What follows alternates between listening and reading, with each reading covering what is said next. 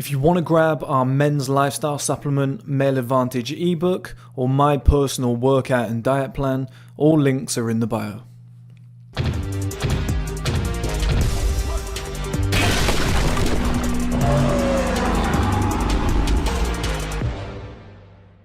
Okay guys, welcome back to another video. In this video we're going to be talking about LooksMaxxing, which, isn't really something you're used to hearing on this channel.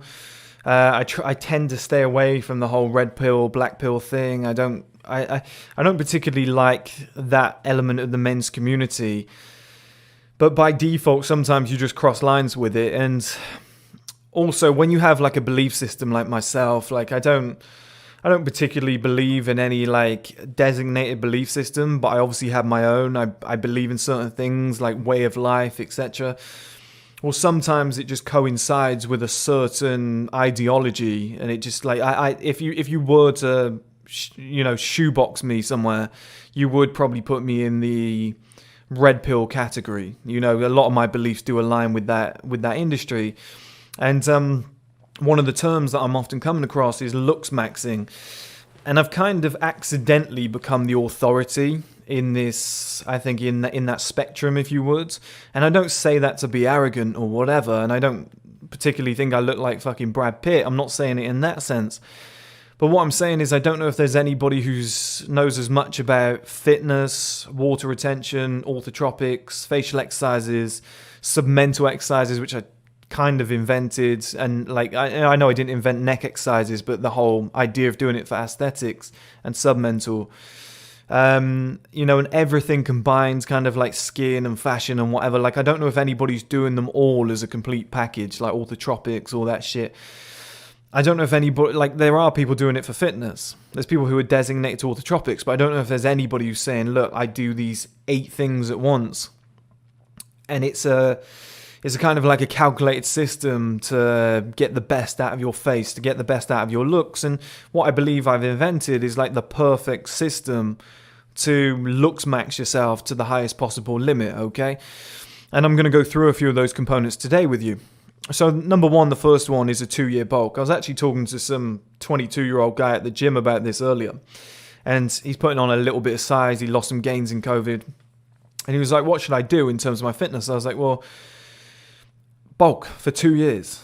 I was like, you're 22 years old. Like, you can get fat and ugly by 24, which is the aim, okay? And people were saying, LooksMaxxing, isn't that the idea? To make yourself look as good as possible. Why would I want to get fat and ugly?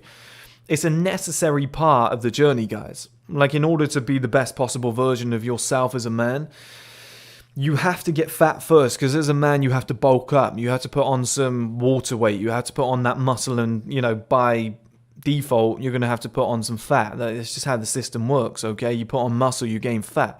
That's how you know a lot of people are on steroids, because they just go muscle and they're still like 8% body fat. It doesn't add up. It doesn't make sense.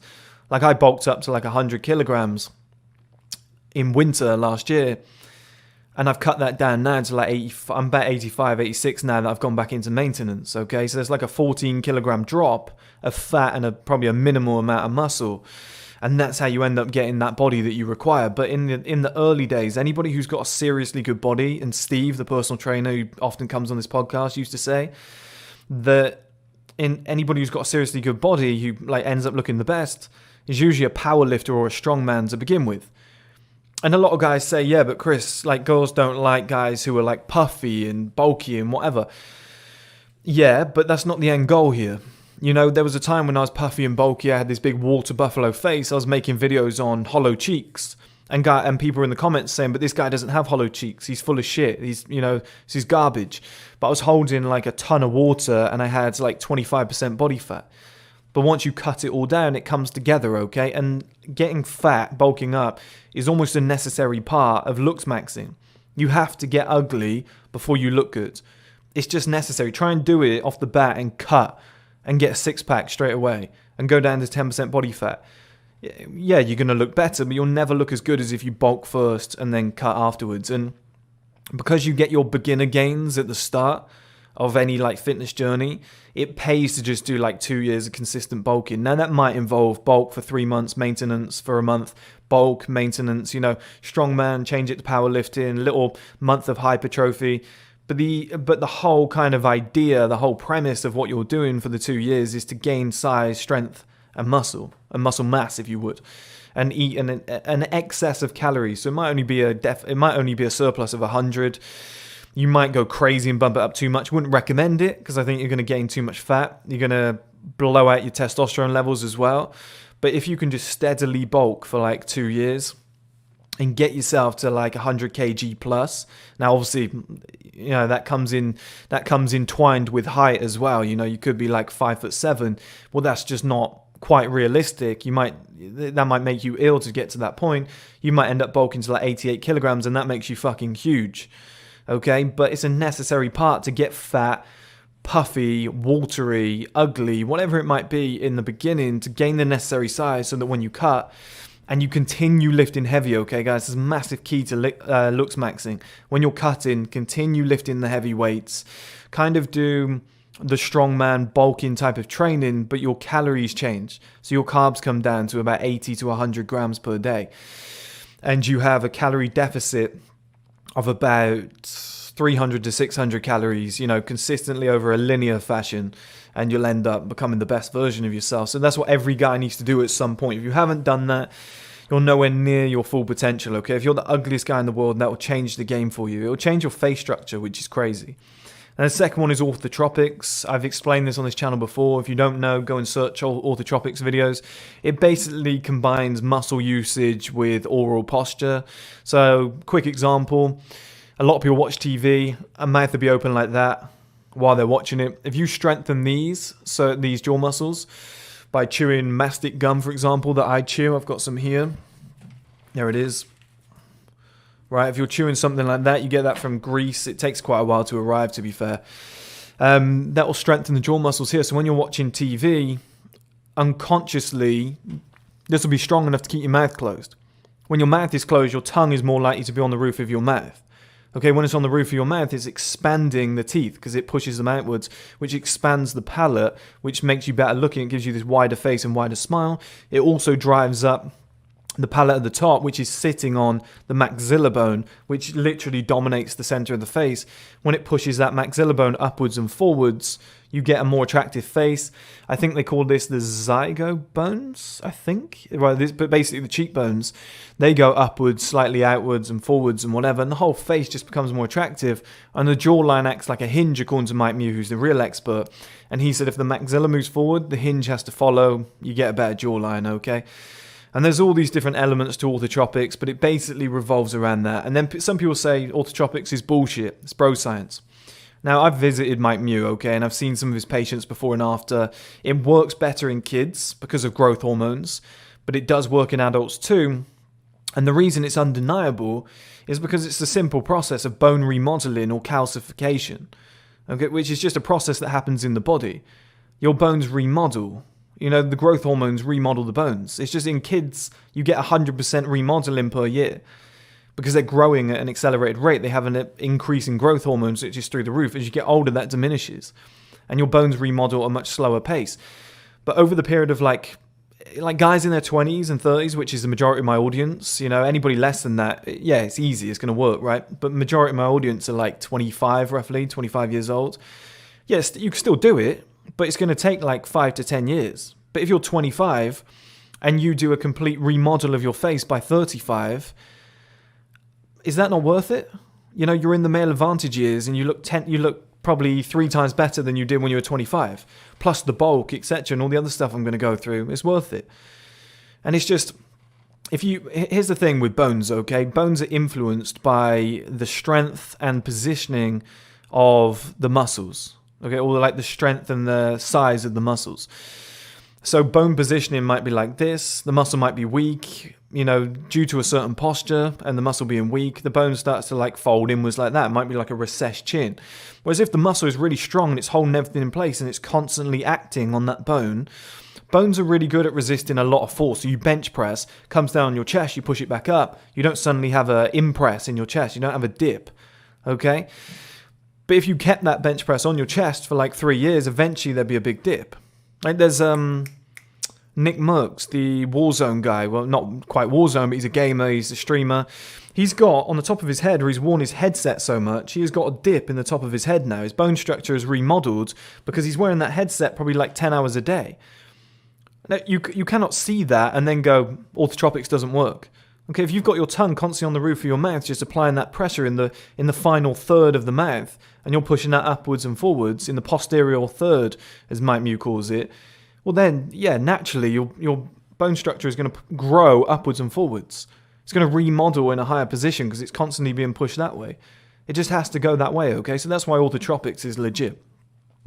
Now the next one is facial exercises and submental exercises. Now I just explained muscles in Orthotropics, so just to quickly run over it, that's why I do facial exercises, to just keep, there's no such thing as muscle tone, okay? It's just when you're lean it looks toned.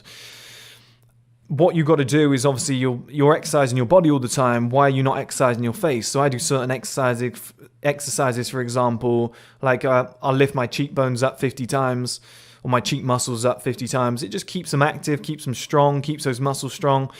The bigger, and they'll grow. It's hypertrophy. Okay, you work a muscle, it grows, it gets bigger. So if these muscles get bigger and they stay strong, or they get stronger, if I do more reps or whatever, you can't really do weighted exercises on your face unless somebody invented like a mask or something, right? Well, if they're bigger and they're stronger, they're going to act more. They're going to have more influence on those bones. So it keeps everything in place or it improves it, but it works together with the orthotropics.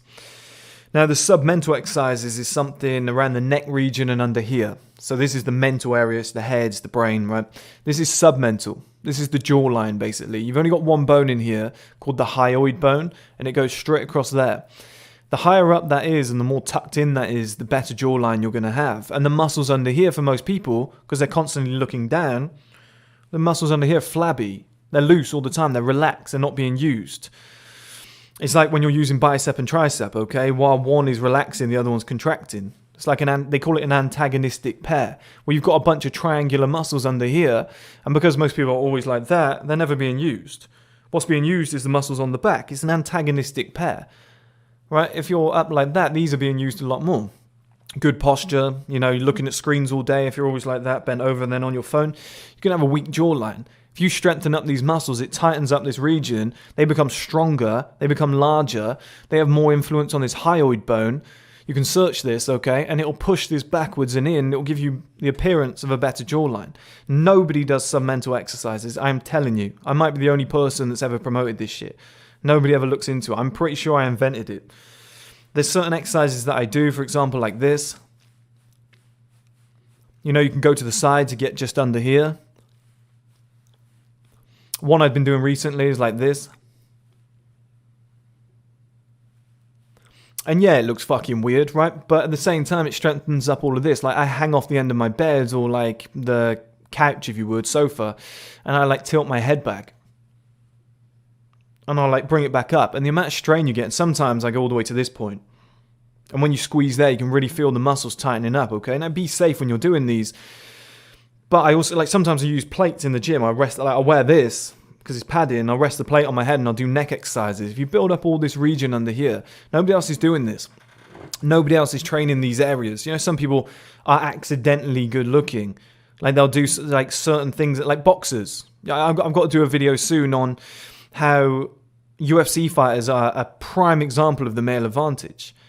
Now, it's because a lot of UFC fighters and boxers are probably the only people alive, along with racing drivers, also a great looking bunch, who train their necks and their submental areas, because they have to have strong areas around here. They kind of accidentally are good looking. They're always biting down on like gum shields, boxers and whatever.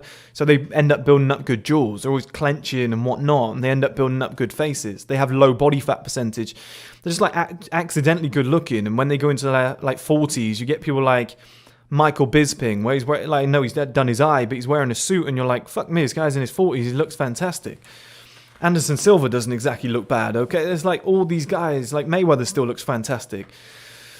It's his prime example. Luke Rockhold, like, some of the best looking guys are fighters, and it's like, how does this make sense? They get punched in the face, but, you know, I'm doing a separate video on this soon. It's going to be so interesting. Now, the next one is 10% body fat. If you've not been down to 10% body fat, no idea how good looking you can really be. Okay, 10% body fat is like the ultimate limit for a man. Like, anything below that starts to look a little bit ill, a little bit sickly, but 10% body fat is when you look in the mirror and go, wow, I actually have cheekbones. I actually have a jawline.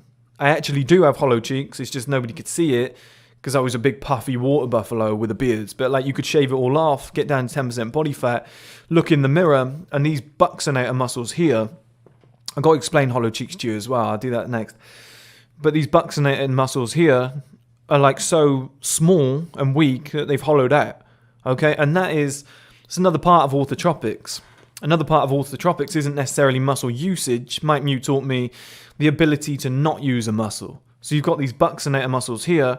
Somebody might be sucking through a straw, might be playing an instrument. When you swallow, they might be swallowing here, which is it's called an infantile suckle.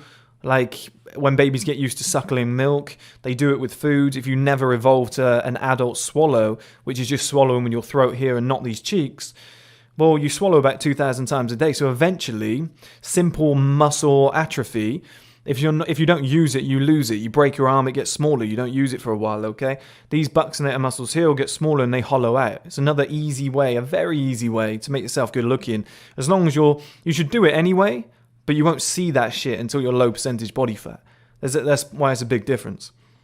But in terms of 10% body fat, you have to get there at some point, but don't do it too soon. Don't just cut right away. Like, do the necessary bulks. Play the long game, guys. I often say, don't get in shape for this summer. You don't have enough time. Get in shape for the next summer or the one after that. Like, if you're like 27 years old and you're like, shit, I really need to give yourself 3 years. What is wrong with having the perfect body at 30? I think that's amazing. I would sacrifice 3 years. I basically fucking have, okay? I've really dedicated to it. I kind of started my fitness again at like 27. By 30, I'm going to have my exact perfect body after another year of bulking. Like, that's the thing. I've got lean now. I'm like 11% body fat right now because I went back into maintenance. I could stop now and be like, I'm 86 kilograms and 6'2" and 11% body fat. I look good. I feel good. I got like the lean face back and whatever. I'm getting women. But I'm like, no, I want to go again. I want to bulk again. It's a necessary sacrifice to go around that cycle again. Because I know at the other side, I'll look even better. It's a long game. Everyone wants to be good looking tomorrow. It could take 5, 6, 7, 8, 10 years, you know. Next one is water retention. This is massive. I'm doing a diuretic supplement soon so that guys can just take 2 tablets a day and flush all the water out of their face and body. They'll look leaner. They'll look more attractive in the face, whatever. I did it through lowering my carbs to 80 to 100 grams per day. I've currently got that back up to about 150 because I'm back into maintenance. I feel a slight little bit more puffiness in my face. Is what it is. It doesn't bother me. It's all part of the game. I can bring that back in a week if I wanted to. But I drank more, but I also took dandelion extract, which is a natural diuretic, which is why I want to make my own supplement so that it's like more potent. It's got a few extra ingredients in. I've kind of figured out how it works now. So I'm probably going to release that in the future. I just think it'd be cool to have that on you as a guy. You come out of work, you took one of those just before you left work, you go into the bar, you look lean, you know, cheekbones are showing, jawline's looking good, you get laid that night. Like, it's after a rough day at work, maybe you haven't drank enough, whatever, maybe you've eaten too many carbs at lunch, like, it makes you look good. Like, I think the important thing to do there, but water retention is massive. You really have to focus on it. You eat too many carbs, you'll store a ton of water, too much sodium in your diet, too much salt. You know, Himalayan salt, sea salt, they're pretty good, but I still wouldn't. Your body doesn't need that much, okay? You know, sugars do the same. Simple carbs are probably the worst for it. You know, lack of sleep, you'll store a ton of water. You just basically, guys, just live well. If you live well, dandelion extract, or my supplement when it comes out, drink a ton of water. You know, you're gonna look pretty good, okay? Avoid alcohol. Salt intake shouldn't be that high. Like, it's pretty easy to do. It'll make you look a lot better. Great skin and darker eyebrows. They're like 2 cheat codes. If your skin's like bright and glowing, which a lot of it will come from exercise and diet. But at the same time, every guy should be exfoliating. You should have like a coffee scrub or something where you exfoliate every morning. Then you put some like organic, raw, unrefined shea butter on your skin. Just a minimal amount. You don't need too much. You don't want to look greasy. But you put that on or whatever, it'll make you look a lot better. Not every guy can grow beards, but stuff like beard oils and castor oil, which is what I'll get to now. But every guy has eyebrows, and what you should be doing is wiping. Like every night, I'll like dip my finger in the extra dark Jamaican castor oil, and I'll just rub it across my eyebrows, back and forth until it's all covered. Wake up in the morning, I go to the gym, whatever, I have a shower, it washes it all off. My eyebrows always look thick. It just keeps them looking thick. the thicker your eyebrows are, like even if you're a blonde guy, the better your face just seems to look. It's almost like hair on your head. It just gives you an extra punch, okay? So it's a very easy way to just stay on top. And that stuff, that castor oil stuff is brilliant. I put it all in my beard and stuff. I'm growing my beard out right now I'm going to do like a series for myself, like creating my hyper masculine character that I spoke about before. I'm going to show you like how I'm creating this character. The transformation is something I'm going to look into. And one thing I'm doing is growing my beard out so that when I get my SMP, I'm going to get it all shaped up, and that's, going to be my new image. It might be silly, but I just like trying stuff, seeing how it goes. Now the next one is aesthetic focused fitness. So a lot of you have seen recently, I did that chest workout and I said aesthetics over strength.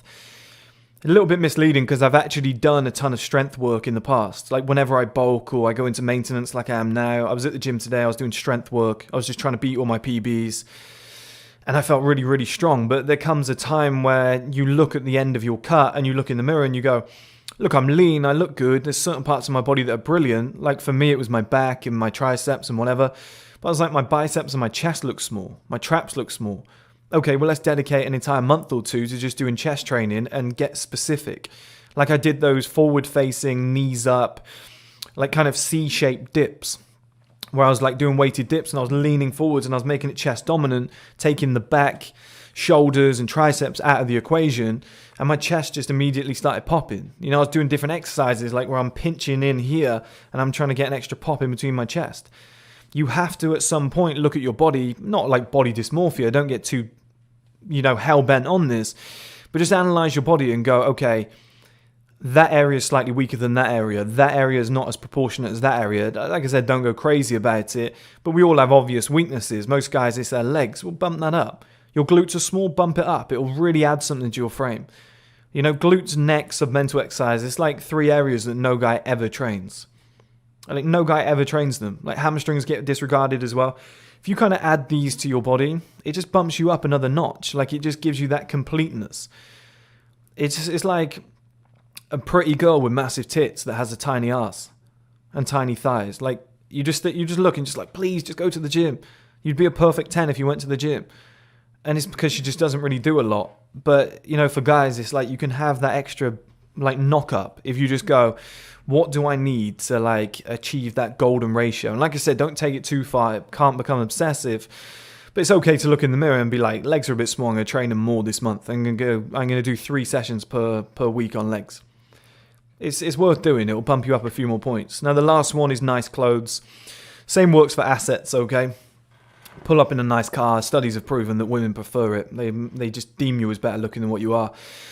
But clothes are a big one. It's something I'm going to attack this year with the hyper-masculine kind of character. I'm going to build the image that I want. I'm going to move a lot more into fashion. I'm going to release a ton of fashion this year, or at least within the next 12 months is what I'm referring to there, not necessarily the calendar year. But once I move into fashion, I'm going to start doing a lot more content on fashion. I'm going to start taking care of my own fashion a lot more, investing a little bit more money into it than I have previously. Because it's just so important. Like there was a guy I used to work with. We'd walk down the road together. He was shorter than me, higher body fat percentages than me, nowhere near as much muscle as me. Not a bad looking guy, but he'd be wearing a suit. And I was kind of the senior at that company, so I didn't really dress up as well. I just couldn't really be bothered. I was answering to nobody. And we'd walk down the street and girls would look at him. But then like when it actually came to an occasion, like a night out or a Christmas party or something like that, I would then dress up and girls would look at me and they wouldn't look at him. And it was like when I actually bothered and made the effort, because he'd get like weekly haircuts, sometimes twice a week. He'd wear like a 400-pound suit to work. I just wear like these kind of trousers and like a t-shirt or a shirt, like or something like that. I didn't really care. I'd wear casual shoes. He'd wear like a pair of 400-pound shoes that were like polished and blue and, that sort of shit. I'm not knocking him. He looked great, fair play to him. But girls would look and be like, that guy's wealthy. He's got his shit going on. Like, that's a guy who's well groomed. He must be doing well in life. He can take care of himself, which means he can take care of me. It gets crazy for women. And when you dress up, you just look so much better. Like, there's so many guys like Jack Harlow's a perfect example of this right now. I look at him. I personally see a puffy face. I see somebody who's not in great shape. I kind of see a high percentage body fat around here. I see a lot of water retention. Whereas girls are like, he's so hot, but he's famous. He dresses well. He's got money. right? There's different components. It can like bump you up so much. And like, I'm not saying tap into the fame and the money thing to his extent, but like any guy can dress better because he's walking around with like really nice clothes on. He's dressing high level. He looks like a top level guy. It just kind of adds something to your face. It's like Rick Ross, wildly unattractive guy on the surface when you think about it. But at the same time, when he dresses, you know, in like a fur coat and shades and like he has a cane and he's getting out of a Rolls Royce, obviously women are going to be like, who is that guy? It just bumps you up another notch. But the other things are more important at the start. You know, like fashion and skin and whatever. You can obviously work on that down the line because those things cost money.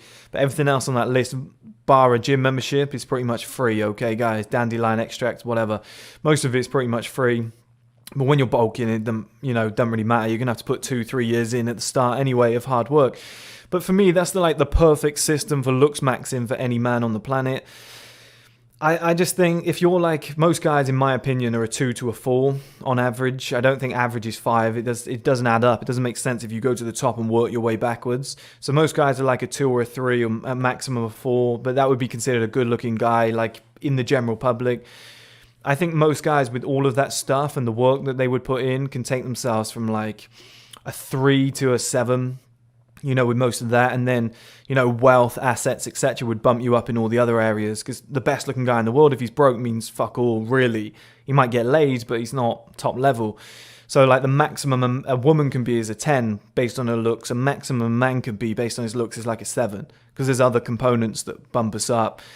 You know, our leadership qualities, our masculinity, body language, confidence. You know, there's other things that mean more to women in their eyes, you know, deeming a man's attractiveness. But any guy, I think, can bump himself up in terms of looks from like a 1 to a 7. Any guy can go from a 1 to a 10 because of all the other areas of life as well. But in terms of looks, I think any guy can go from like a 1, 2, or a 3 up to like a 5, 6, or a 7 with all the things that I listed, hard work over 5, 6 years.